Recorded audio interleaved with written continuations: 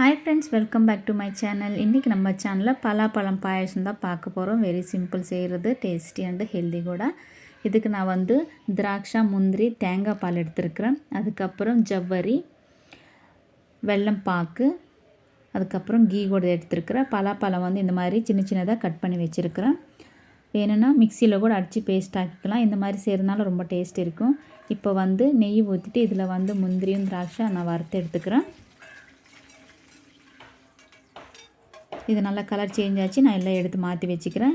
இப்போ இதே கீயில் வந்து கட் பண்ணி வச்சுருந்த பலாப்பழம் எல்லாம் எடுத்துகிட்டு நல்லா வறுத்துக்கலாம். இது வந்து பேஸ்ட்டாக இட்டுட்டு பண்ணுவாங்க. இந்த மாதிரி பண்ணுறதுனால கடிக்கிறப்ப நல்லா இருக்கும். இது கூட ரொம்ப நல்லா டேஸ்ட்டாக இருக்கும். கேரளாவில் மோஸ்ட்லி இந்த மாதிரி தான் பண்ணுவாங்க. பேஸ்ட் ஆக்குறது கொஞ்சம் குறவு தானே.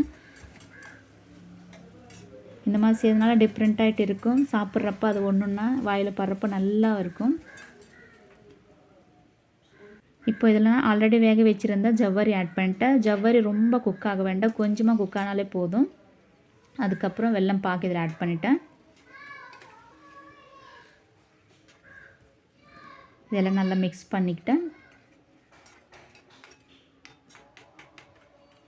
இப்போ நம்ம எடுத்து வச்சுருந்த தேங்காய் பால் ஆட் பண்ணிடலாம். இப்போ இதில் தேங்காய் பால் ஆட் பண்ணிட்டேன்னா, தேங்காய் பால் ஆட் பண்ணுறதுனால டேஸ்ட் நல்லா இருக்கும். கேரளா ஸ்டைல் பாயசம் போல் இருக்கும். வேணும்னா நார்மல் பால் கூட ஆட் பண்ணிக்கலாம். தேங்காய் பால் செய்கிறதுனால ரொம்ப டேஸ்ட் நல்லா இருக்கும். உண்மையாகவே ஹெல்தி கூட.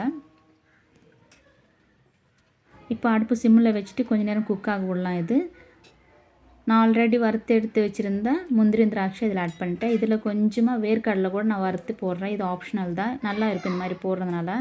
வேணும்னா ஆட் பண்ணிக்கோங்க, இல்லைங்க ஸ்கிப் பண்ணிக்கலாம். പക്ഷേ நான் எப்போ பண்ணாலும் இது போடுவேன். நல்லா டேஸ்ட் இருக்கும் பாயசத்துக்கு. நம்மளை குடிச்சிட்டு கடிக்கிறப்ப அது நல்ல கடியில் படுறப்போ நல்லா டேஸ்ட் டிஃப்ரெண்ட்டாகிட்டே இருக்கும். அவ்வளோதான், பாயசம் ரெடி ஆச்சு. ஸ்டவ் ஆஃப் பண்ணிவிட்டு லாஸ்ட்டில் நான் நெய் ஆட் பண்ணிட்டேன். இப்படி ஆட் பண்ணுறதுனால நல்லா டேஸ்ட் இருக்கும். அவ்வளோதான், சர்வ் பண்ணுறேன். இந்த கன்சிஸ்டன்சியில் இருந்தால் தான் பாயசம் நல்லாயிருக்கும் குடிக்கிறதுக்கு.